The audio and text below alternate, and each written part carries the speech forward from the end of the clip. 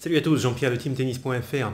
Allez, dans cette vidéo, je vous présente mon test de la Yonex E-Zone 100 300 grammes version 2020. C'est parti.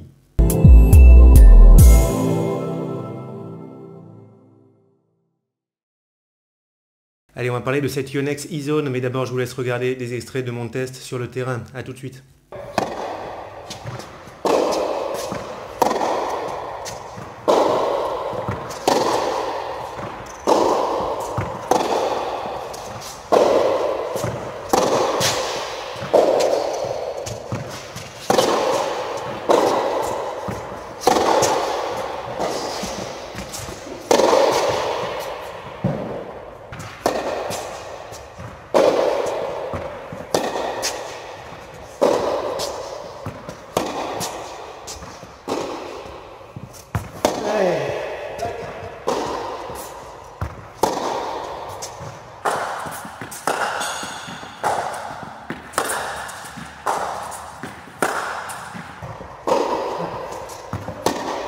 Bonjour.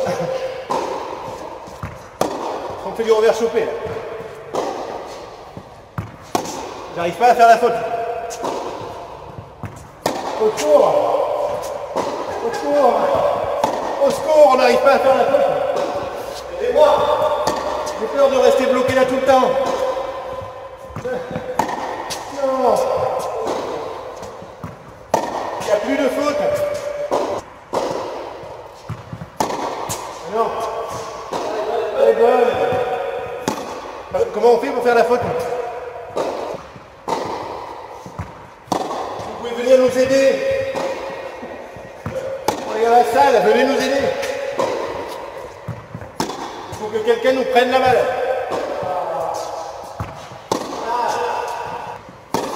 C'est pas terrible en choc. C'est que des fautes.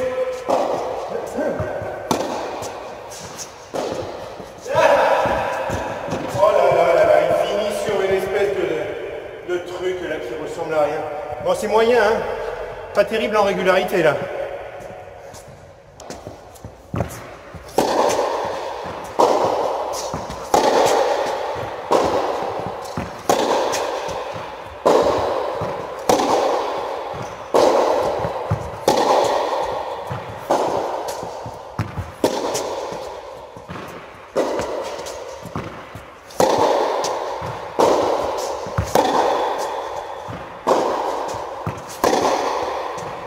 Allez.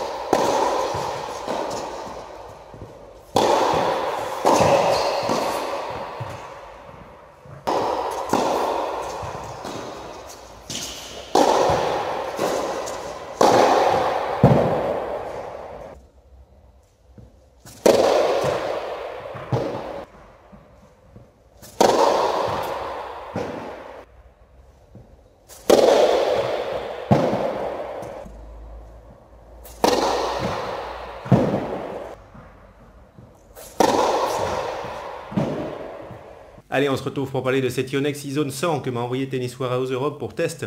Avant de démarrer, pour vos achats de matériel de tennis, je vous invite à aller sur le site Tennis Warehouse Europe avec lequel je suis partenaire. Et c'est très sympa si vous passez par un lien affilié que j'ai avec ce site pour aller faire vos achats en cliquant sur ce lien. Vous indiquez à Tennis Warehouse Europe que vous venez de ma part et ça m'aidera à continuer les vidéos que je fais sur YouTube. Vous pouvez trouver ce lien en cliquant sur le petit i par ici. Le lien est aussi dans la description sous la vidéo. Et vous pouvez aussi utiliser l'adresse qui s'affiche directement sur la vidéo. Allez, on y va. On commence avec les caractéristiques techniques de cette raquette qui sont vraiment quasiment identiques à celles du modèle précédent. Pour info, j'ai testé cette raquette avec un cordage en monofilament, un Yonex Polytour Pro en 1 mm 25 tendu à 24 kg. Donc poids de la raquette 300 g non cordé, équilibre de la raquette 32 cm raquette non cordée, c'est un équilibre neutre. pas spécialement en tête de raquette, pas spécialement côté manche. Très léger ressenti de poids en tête de raquette, mais vraiment c'est léger. Ça aide à avoir de la stabilité, de la puissance et ça ne nuit pas à la maniabilité de la raquette. Swing weight 322, c'était 321 sur le modèle précédent, autant dire que c'est quasiment pareil. Le swing weight, ça donne une idée de la maniabilité de la raquette, et là c'est vraiment correct avec ce modèle. Taille de tamis 645 cm², c'est une taille de tamis moyenne, un petit peu grande, très polyvalente, surtout avec ce plan de cordage 16 par 19. Après, profilé de la raquette, 23 mm et demi, 26 mm et 22 mm ici. Sur le modèle précédent, on était à 24 mm, 26, 22. Donc c'est quasiment pareil. Ce qui est important de voir, c'est qu'on est sur un profilé assez épais, à hauteur de la zone de frappe. Ça aide à avoir de la stabilité et quand même une bonne dose de puissance. On va voir que c'est une raquette qui est quand même relativement puissante. Allez, un petit mot rapide sur les technologies qu'on trouve sur cette raquette. Allez, tout d'abord, technologie isométrique. Alors là, c'est pas nouveau, hein, c'est sur toutes les raquettes Yonex. Ça concerne en fait la forme du tamis qui est un petit peu rectangulaire comme ça chez Yonex. Objectif, améliorer la tolérance, la zone de confort, comme ça, pas trop perdre en confort, pas trop perdre en puissance quand on décentre la balle.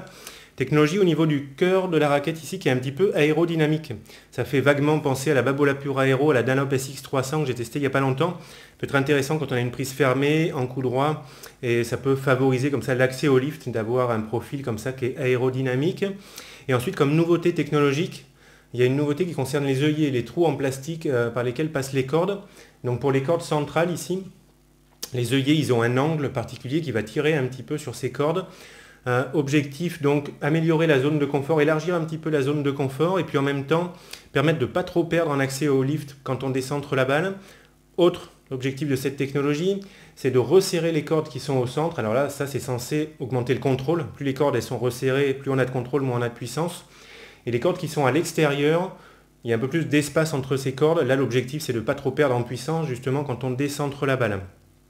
Autre technologie, M40X, au niveau du cœur de la raquette, un matériau qui est utilisé pour augmenter la stabilité, la puissance, le confort de la raquette. Et enfin, technologie au niveau du manche de la raquette qui a pour objectif d'absorber 30% de vibrations en plus que ce qu'on avait sur les modèles précédents.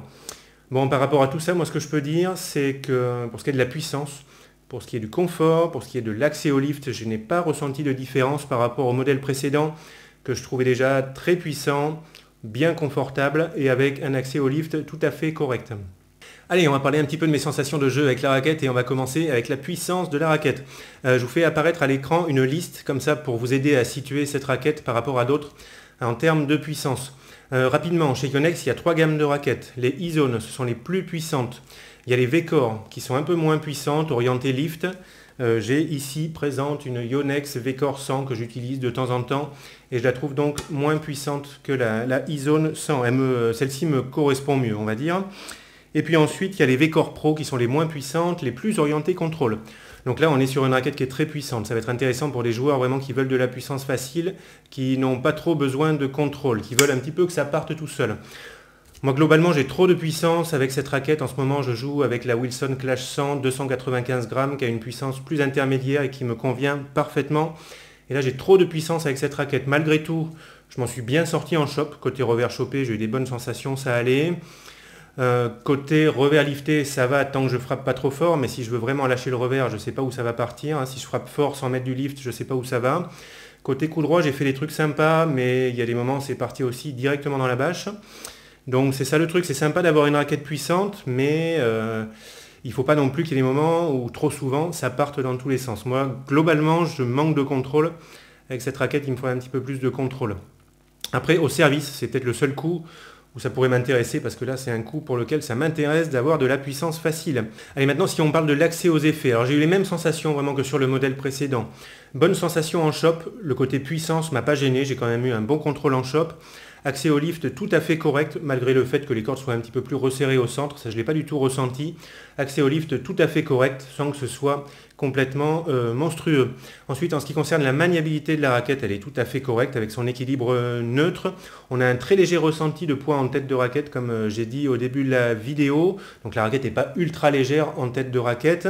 Mais ça aide à avoir de la puissance, à avoir de la stabilité aussi au moment de l'impact. Et en ce qui concerne le confort et la tolérance, c'est vraiment très satisfaisant. Il y a une bonne tolérance, la raquette est très confortable. Et c'est déjà les sensations que j'avais eues avec le modèle précédent. Allez, on se fait un petit bilan sur cette Yonex E-Zone 100 300 grammes. Bon, première chose, c'est très très proche de l'ancien modèle. Donc si vous jouez avec l'ancien modèle et que vous passez sur cette nouvelle version, à mon avis, il n'y aura pas de souci, pas de problème d'adaptation. Donc on est sur une raquette qui donne beaucoup de puissance facile, ça c'est important de le prendre en compte. Accès au lift tout à fait correct, sans que ce soit complètement monstrueux. Bonne maniabilité avec un petit peu de poids quand même en tête de raquette. Et puis excellent confort. Bon, quels joueurs peuvent être intéressés par cette raquette ? Pour débuter, il faut faire attention à cause du poids de la raquette. Pour la puissance, ça va être bon. 300 grammes, ça peut être lourd pour certains débutants. Si vous êtes jeune, un bon débutant sportif qui a une bonne marge de progression, ça peut tout à fait convenir.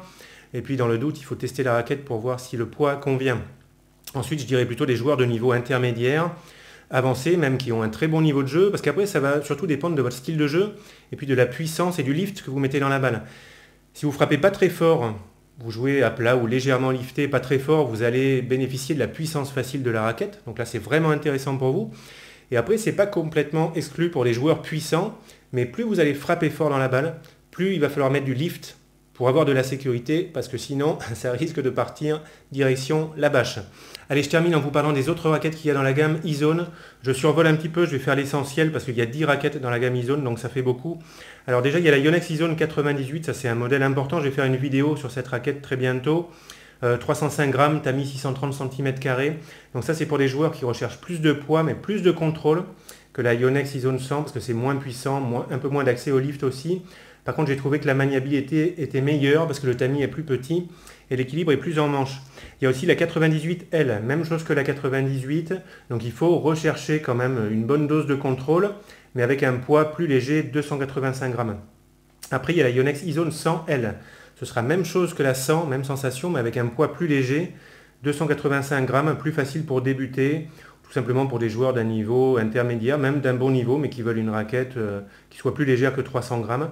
Après, il y a la 100 SL, 270 grammes non cordés. Alors là, vraiment plus facile pour débuter, pour des joueurs ou des joueuses, même pour les joueuses d'un niveau intermédiaire qui veulent une raquette légère, ou pour des jeunes qui passent sur une raquette adulte. Après, il y a 4 raquettes en grand tamis. Alors là, objectif, avoir de la puissance facile, de la tolérance, avec différentes gammes de poids. Vous regarderez, il y a la E-Zone 105, E-Zone Ace, E-Zone 108, E-Zone Fil, grand tamis, beaucoup de tolérance, beaucoup de puissance facile.